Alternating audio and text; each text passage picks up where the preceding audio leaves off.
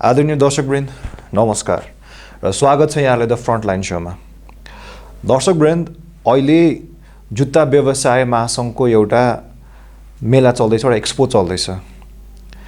भनिन्छ नेपालमा अहिले 65% नेपाली फुटवेयरले कभर गरेको छ र यसलाई 80% लैजाने एउटा टार्गेट सेट गरेको छ।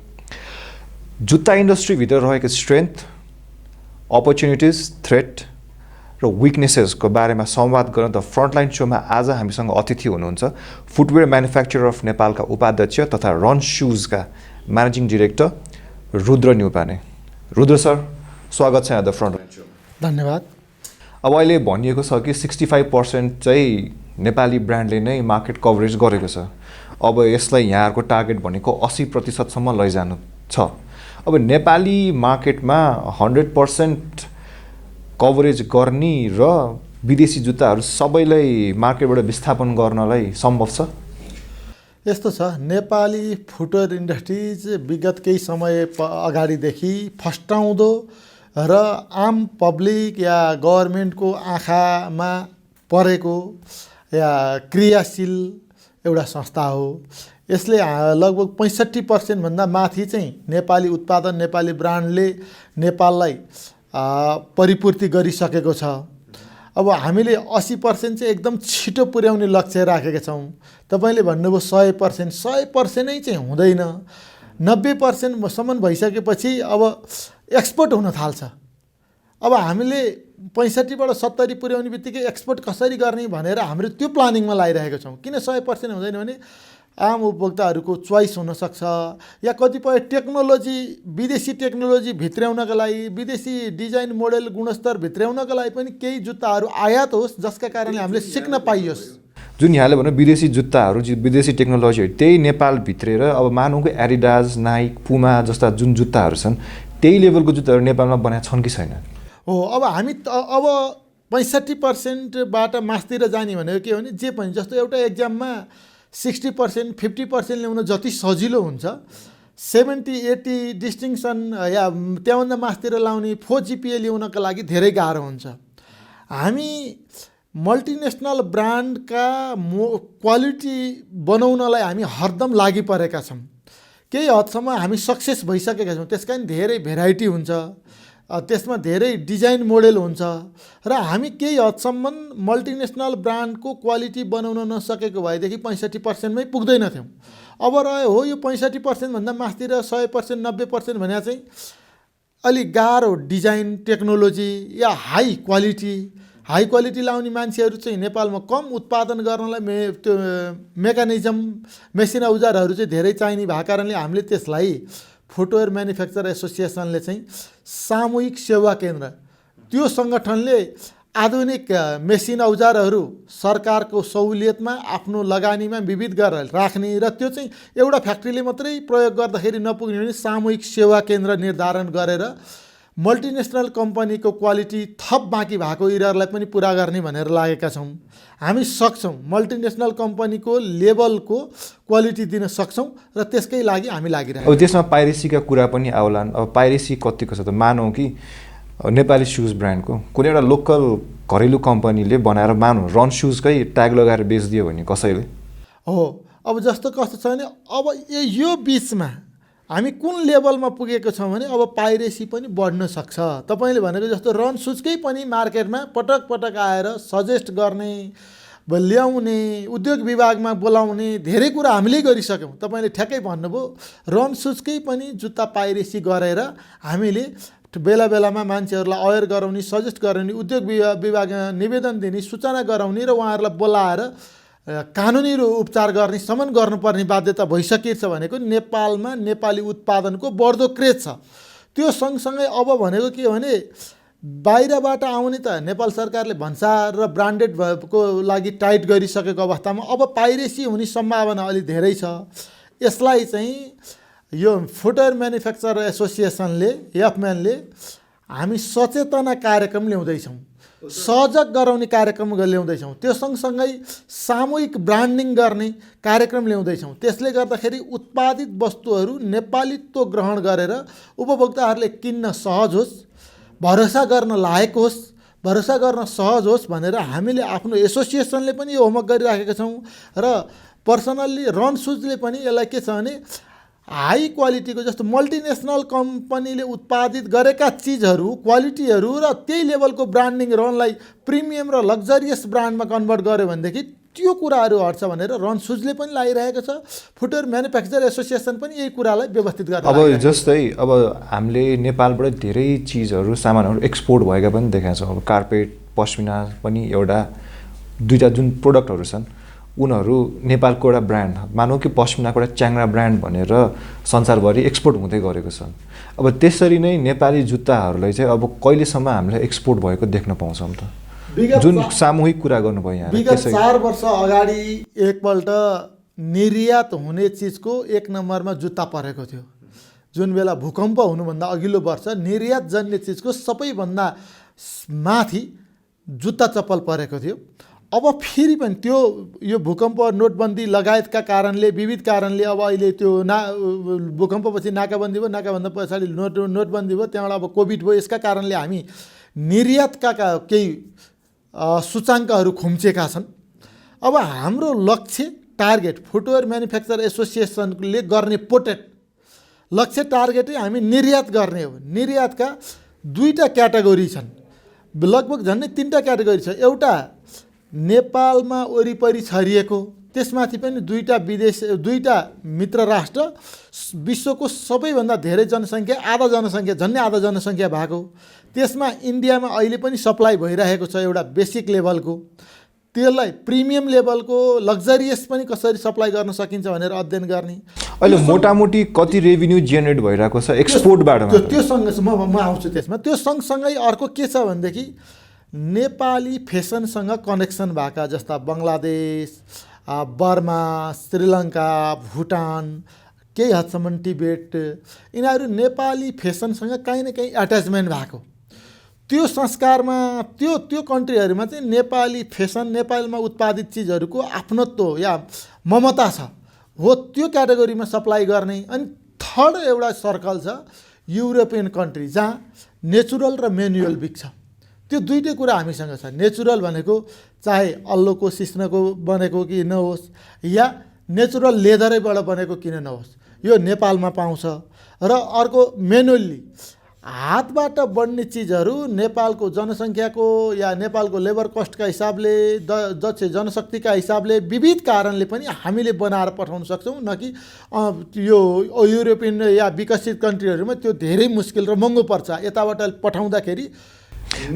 पठाउँदाखेरि हामीले हाम्रै ब्रान्ड लगाएर पठाउँछौँ कि वा उनीहरूको ब्रान्ड हामीले अट्याच गरेर पठाउँछौँ? यताबाट पठाउँदाखेरि सस्तो पर्छ। अब म तपाईँ अब ब्रान्ड हामीले 2टा होमवर्क गरिरहेका छौँ। त्यसमा नि एउटा चाहिँ सामूहिक ब्रान्ड या मेड इन नेपालको ब्रान्ड, त्यो चाहिँ फुटवेयर म्यानुफ्याक्चर एसोसिएसनले गर्ने हो। अर्को साथसाथै निजी कम्पनीहरूले आफ्नै ब्रान्डमा आफ्नै सोरुम खोलिसक्नु भएको छ।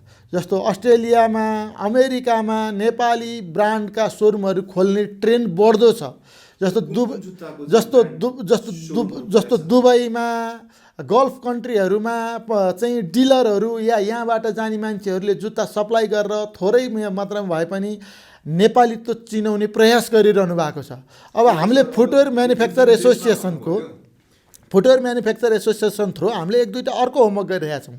एउटा नेपालमा कम्तीमा पनि राजदूतावास भएका राजदूतहरूसँग कनेक्सन रहेर, अर्को चाहिँ एनआरएनका साथीहरूसँग कनेक्सनमा रहेर विदेशमा नेपाली फुटवेयर, नेपाली जुत्ता चप्पलको प्रमोसन गर्ने, प्रवर्धन गर्ने, प्रचार प्रसार गर्ने र व्यवस्थित रूपमा फ्रेन्चाइज सोरुम खोलाउने। त्यो फ्रेन्चाइज सोरुम पनि क्याटेगोरी वाइज उहाँले एक्सक्लुसिभ एउटै कुनै ब्रान्डको खोल्न चाहनुभयो भने पनि केही छैन।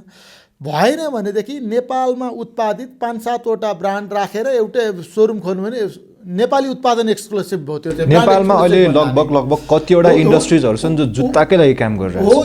यो क्याटेगोरीको काम हामीले गरिराखेका छौँ।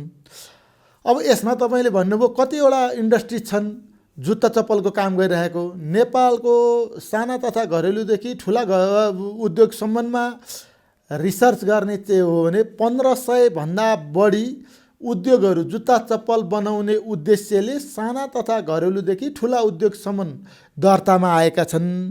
त्यसमध्ये कतिपय फर्मल्ली रूपमा देखिने गरी काम गरिरहेका छन्। 8-10वटा कम्पनी तपाईँ अब हामी आम पब्लिकले चिनिने सुनिने गरी काम गरिरहेका छन् 8-10वटा ब्रान्डले। अब यो चाहिँ बढ्दो क्रममा छ। मझौलाबाट ठुला हुने, सानाबाट मझौला हुने यो क्रम बढ्दो भएका कारणले 1500 नै हाम्रा 1500 भन्दा बढी चाहिँ जुत्ता चप्पलसँग रिलेटेड छ। एक्टिभ हुनुहुन्छ भने अब उहाँहरूले सबै फुल म्यानुफ्याक्चरै गरिरहनु भएको छ कि वा सर्टेन इन्डस्ट्रिजले चाहिँ यो मात्रै स्पेसिफिक काम गर्ने, जस्तो सिलाइको होला, सोलको होला, जिपरको होला, तुना फित्ताको होला, यो स्पेसिफिक काम मात्रै गरिरहनु भएको छ कि सबै ओभरअल काम हेरिरहनु? अब रहेको कुरो हामीले उत्पादन क्षमता र यसका एसेसरिजहरू उत्पादन दर्ता चाहिँ 1500 भन्दा बढी जुत्ता चप्पल उत्पादन गर्ने भनेर दर्ता गरिएको छ। यो सबै डाटा यो छैन कि 1500 मा कतिजनाले कति जोडी उत्पादन गर्छन् भन्ने। मैले भने 8-10वटा कम्पनी, जो 8-10वटा कम्पनी, 4-5वटा ब्रान्ड तपाईँले सुनिने देखिने गरी नै आइरहेको छन्। त्यहाँबाट थप ब्रान्डिङ आउँदै पनि छ।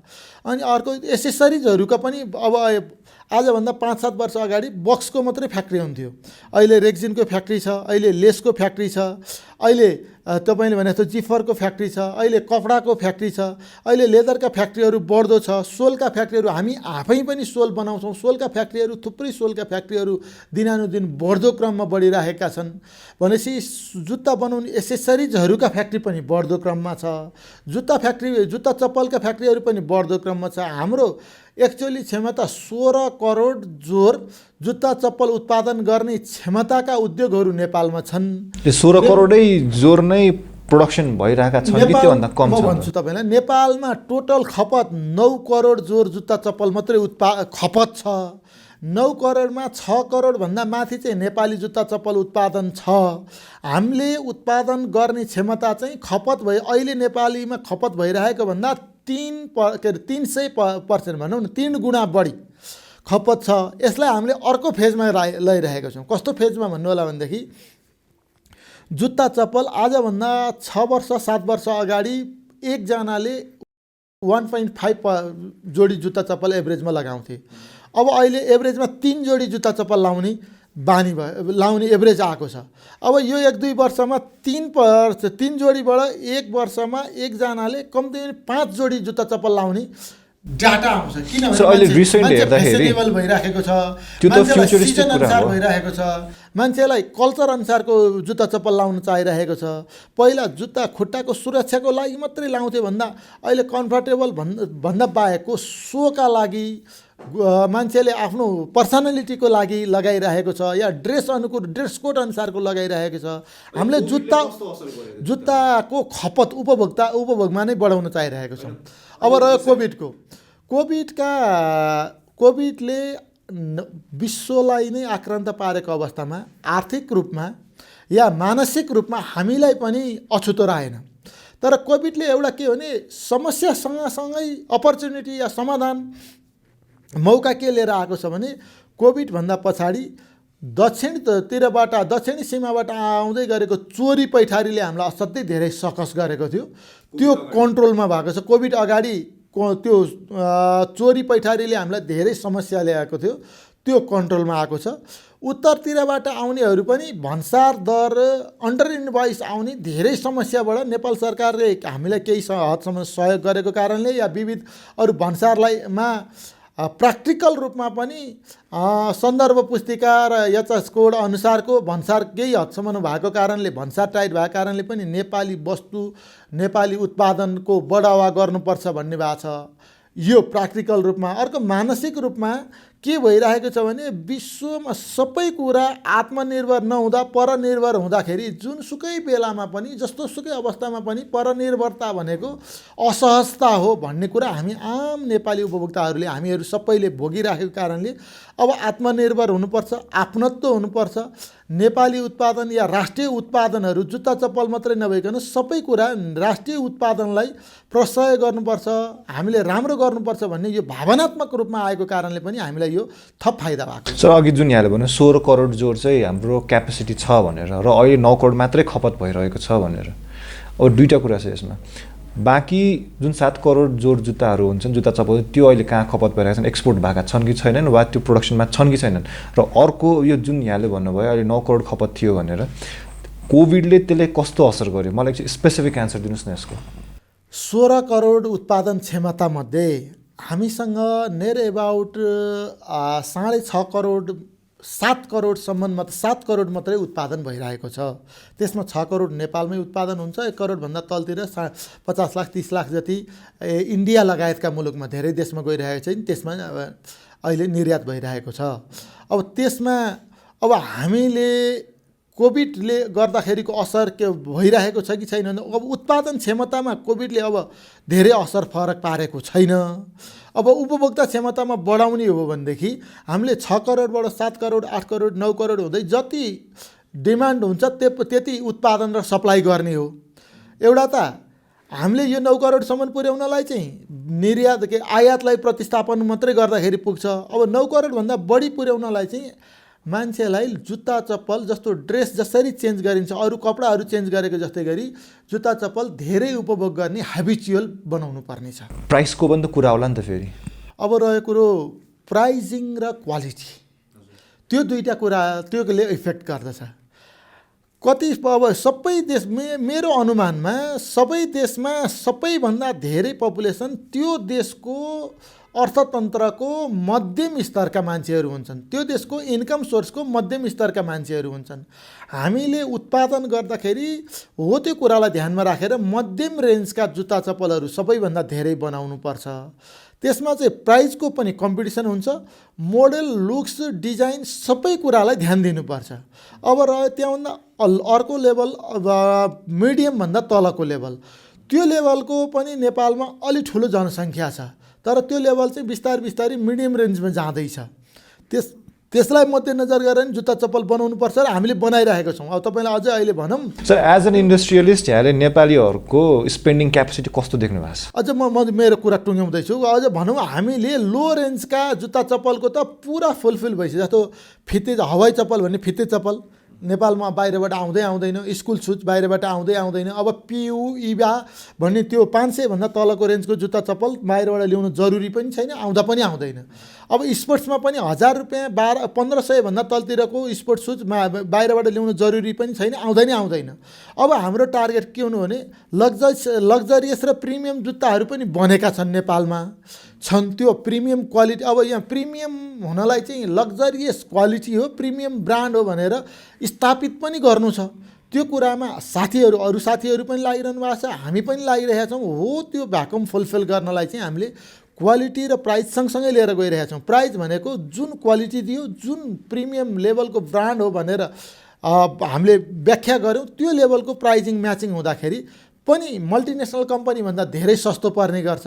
यो अर्थमा हामी सक्सेस हुन्छौँ। सर, अनि यहाँले सरसर्ती हेर्दाखेरि जुन यहाँको एक्सपिरियन्स छ त्यो हेर्दाखेरि नेपाली मार्केटमा वा नेपाली जनताले ब्रान्ड प्रति आकर्षित गर्न, नेपाली मार्केटमा ब्रान्ड इस्टाब्लिस गर्न कतिको कठिन वा सहज रहेछ त? कस्तो छ भने नेपाली मार्केटमा ब्रान्ड चिनाउन र स्थापित गर्न दुईवटा फ्रेज चाहिँदो रहेछ। विकसित देशहरूमा नयाँ कुराहरूको खोजी हुन्छ, नयाँ कुराहरूको चासो हुन्छ। विकास भइसकेका के अरे तर अब यो हाम्रो जस्तो मुलुकमा चाहिँ के छ भने जहाँ जति धेरै बिजी हुन्छ र धेरै विकसित हुन्छ, त्यो चाहिँ पुराना कुराहरू जे देखेको सुनेको छ त्यो नै कन्टिन्यू युटिलाइज गर्छन्। हामीहरू कहाँ चाहिँ नयाँ कुराको खोजी हुने, चासो हुने भएको कारणले ब्रान्ड चिनाउनको लागि सजिलो छ। ब्रान्ड स्थापित गर्नका लागि चाहिँ पहिला चिनाउनु पहिचान गराउनु पर्यो, त्यहाँबाट भरोसा गराउनु पर्यो, अनि त्यसभित्रको प्रडक्टमा पनि खेल्नुपर्छ। मान्छेले चेन्ज पाउनु पर्यो, मान्छेले फेसन अनुसारको पाउनु पर्यो, मान्छेले समय अनुसारको पाउनु पर्यो। पहिला चाहिँ के हुन्थ्यो भने अमेरिकामा अहिले बनेको भने 1 वर्ष पछाडि नेपालमा नयाँ हुन्थ्यो। आज चाहिँ चाइना, अमेरिका या जुनसुकै जापान जहाँसुकै जेसुकै टेक्नोलोजी आयो भने विदिन 1 महिनामा सबै कुरा हामीले भित्राउन सकेनौँ भने हामी पुरानो हुन्छौँ। हो यो अर्थमा ब्रान्ड स्थापित गर्नलाई हामीले एकदम समय सान्दर्भिक रूपमा मोडल डिजाइन टेक्नोलोजी भेराइटी सबै कुरालाई अपडेट गर्नुपर्छ। त्यसो हुँदाखेरि सम्भव छ। सर, अनि त्यो अब एकपल्ट ब्रान्ड इस्टाब्लिस भइसकेपछि त्यो ब्रान्डको लेगेसीले त्यसलाई क्यारी गरेर लैजाँदो रहेछ वा त्यो कन्टिन्यू अटो हुँदो रहेछ त? होइन, लेगेसी पनि हुन्छ, तर लेगेसी मात्रै हुँदैन। एकपल्ट ब्रान्ड स्थापित भएपछि लेगेसी हुन्छ। मानौ रन सुज ब्रान्ड स्थापित भइसकेको छ, 77 जिल्लामा पाउँछ। एकचोटि जाँदाखेरि मान्छेले रन सुज छैन भनेर खोज्छ, तर रन सुज खोजिरहनुभन्दा पनि मान्छेले सर्र हेर्दाखेरि 2-3टा चाडा जुत्ता चप्पल समात्दाखेरि 3टा समात्दाखेरि एउटा 2टा रन सुज भेटायो भनेदेखि ऊ प्राउडली फिल गर्छ, मैले चाहेको पनि रन सुज थियो, मेरो आँखाले भने अहिलेको फेसनमा या मेरो आँखामा नि यही पर्यो। नाम मात्रै होइन, प्रडक्ट पनि म्याचिङ भयो, त्यो अर्कोपल्टवाला पनि स्थापित भयो। नाम जरुरी छ, ब्रान्ड जरुरी छ, त्यो सँगसँगै अहिलेको फेसन र क्वालिटी तिनटै कुरा जरुरी छ। फ्युजन भएन भने बत्ती बल्दैन। सर अब त्यो साथसाथै सरकारको केही मद्दत पाउनु भएको छ कि छैन? सरकारबाट कस्तो अपेक्षा राख्नु भएको छ यहाँहरूले? अब सरकारको चाहिँ कस्तो छ भने सरकारले केही हदसम्म हामीलाई एन्टी डम्पिङका कुरा, आत्मनिर्भरताका कुरामा नीतिगत सुधार गर्ने हिङ्स दिनुभएको छ। भन्सारमा केही प्र्याक्टिकल रूपमा नै, व्यावहारिक रूपमा नै अलिकति जे सन्दर्भ पुस्तिका थियो त्यही लगाउनलाई कोसिस गरिरहनु भएको छ, त्यो पोजिटिभको वेबाट छ। अरू 2-3टा चाहिँ कस्तो छ भने र मेटेरियल्सभन्दा जस्तो रेडिमेड प्रडक्ट र मेटेरियल्सभन्दा रको नि हामीले सोल बनाउने कच्चा पदार्थको भन्सार बढी भइरहेका छ, त्यो हामीले लबिङ गरिरहेका छौँ, निकट भविष्यमै हुन्छ जस्तो लाग्छ। त्यो सँगसँगै अब अहिले यस्तो अचम्म छ, बैङ्कले खुल्ला प्रतिस्पर्धामा ब्याज निर्धारण गर्न पाउने। सबैभन्दा धेरै मान्छेले के चाहन्छ भने बसेर खान चाहन्छ। बैङ्कमा बैङ्कमा पैसा राख्न पाऊँ र धेरै ब्याज आओस्। जुन दिन बैङ्कको ब्याज सबैभन्दा कम हुन्छ त्यही पैसा भएको मान्छे पनि आफू व्यवसाय सुरु गर्छ, उत्पादन सुरु गर्छ। नेपालको खुल्ला अर्थतन्त्र, खुल्ला प्रतिस्पर्धाको नाममा बैङ्कहरूले तछाड र मछाड गरेर बैङ्कको ब्याज बढाएर उत्पादन क्षमता घटाइराख्नु भएको छ। त्यो सरकारले आफ्नो कन्ट्रोलमा लिनुपर्छ। अर्को एउटा गजबको एउटा चिज के छ भने हिजोसम्म हामीले बिजुली नभएर दुःख पाएको थियौँ, अब बिजुली पावर सप्लाई त भयो, तर पावर सप्लाई पर्फेक्ट छैन। दिनमा 100औं पटक पावरहरू गएको गाई गर्छ। एकपल्ट मेसिन चलाएर अर्कोपल्ट फेरि बन्द गरेर चलाउँछ। सर यहाँले सरकारसँग जुन जे जस्ता मागहरू राख्नुहुन्छ, अपेक्षाहरू राख्नुहुन्छ, त्यही अनुसार कन्ज्युमर राइट्स पनि होला। कन्ज्युमर राइट्स कतिको फुलफिल भएको छ नि त इन्डस्ट्रिजहरूबाट? म पुग्छु त्यहाँ। त्यो पनि छ। त्यहाँबाट सँगसँगै अहिले के छ भने हामी नै बिजुली उत्पादन गर्ने मान्छे पनि छौँ। एउटा सेक्टरमा हामी 4 रुपियाँमा बिजुली बेचेर 1200 रुपियाँमा यही पावर किनिराखेका छौँ। हामीले 4 रुपियाँमा बेच्नुपर्छ। अब सरकारले 2टा टाइमको 2टा बिजुली दिन्छ भनेदेखि हामीले 4 रुपियाँमा बेच्दाखेरि हामीलाई नि 6 रुपियाँमा देऊ न, हामीले 8 रुपियाँमा बेचेको हामीलाई 10 रुपियाँमा देऊ न त। यो बिजुलीको भाउ पनि बढी भइरहेको छ। अब रह्यो कन्ज्युमर राइट्सको कुरा गर्नुभयो। हामीले उपभोक्ता, हाम्रा आम उपभोक्ता, नेपाली उपभोक्ताहरूलाई हाम्रो सामान लगाइदिनुहोस् भनेर रिक्वेस्ट गर्दा, हामीलाई सदा सहायता दिनुहोस् भनेर रिक्वेस्ट गर्दाखेरि उपभोक्ताले क्वालिटी पाउनुपर्छ, क्वालिटी अनुसारको प्राइस पाउनुपर्छ। अनि यो दुइटै हुँदाखेरि आजभोलि चलेको आधुनिक मोडल डिजाइन पाउनुपर्छ र सर्वसुलभ रूपमा सबै सिटीहरूमा या सबै बजारमा नेपाली प्रडक्ट पाउनुपर्छ। त्यो उहाँहरूको राइट्स हो र त्यो चाहिँ हामीले सब एकदम नजिकबाट निकाल्नुपर्छ। हजुर अब जुत्ता इन्डस्ट्रिजले नट जस्ट रन सुज हो, ओभरअल इन्डस्ट्रीले चाहिँ इयरली टर्नओभर कति गरिरहेछ र सरकारले ट्याक्स कति बुझाइरहेछ? अब यहाँ जाँदैछौँ हामी। अब के छ भनेदेखि पुरा सबै इन्डस्ट्रिजले यो लेभलमा कति गरिरहेछ भने हामी यो वर्कआउट गरिराखेका छौँ। हामीले सरकारलाई यो कुरा प्रेजेन्टेसन गर्न चाहिरहेका छौँ। अब हिजोको मितिमा मान्छेले बाहिरबाट जुत्ता लिएर आउँदा भन्दा यहाँ उत्पादन गर्दाखेरि कति मान्छेले रोजगारी पाइरहेको छ, सरकारले कसो गरी बेनिफिट पाइरहेको छ, विक्रेता साथीहरूले नेपाली नै बेच्दाखेरि थप कसरी राहत पाइरहनु भएको छ, आफूले लगाएको जुत्ताको पैसा तिरेको घुमाउरो तरिकाले आफ्नै देश आफ्नै घर आँगनको विकास कसरी भइरहेको छ यो उपभोक्तासम्म गरेर हामी जान चाहिरहेको छौँ। तर यो सबै डाटा चाहिँ हामी प्रतिस्पर्धी कम्पनीहरू भएको कारणले सबै प्रतिस्पर्धी कम्पनीहरूको हामीले डाटा लिनु मुस्किल छ। यो कुरा हामी आज पनि सरकारसँग डिस्कस गर्दैछौँ। अब हामीले हिजो चाहिँ फुटवेयर म्यानुफ्याक्चरर्स एसोसिएसनको थ्रोबाट सर्वे गर्थ्यौँ। हामीले के भनेको छौँ भने सरकारलाई एक्ज्याक्ट सर्वे गरिदेऊ र त्यो हामीलाई रिपोर्ट देऊ, जुन कुराले हामीलाई उत्साहित बनाउँछ या हामीसँग केही कमी कमजोरी छ भने जोस दिन्छ। मोटामोटी सरदर इम्प्लोइमेन्ट चाहिँ कतिको दिएको छ?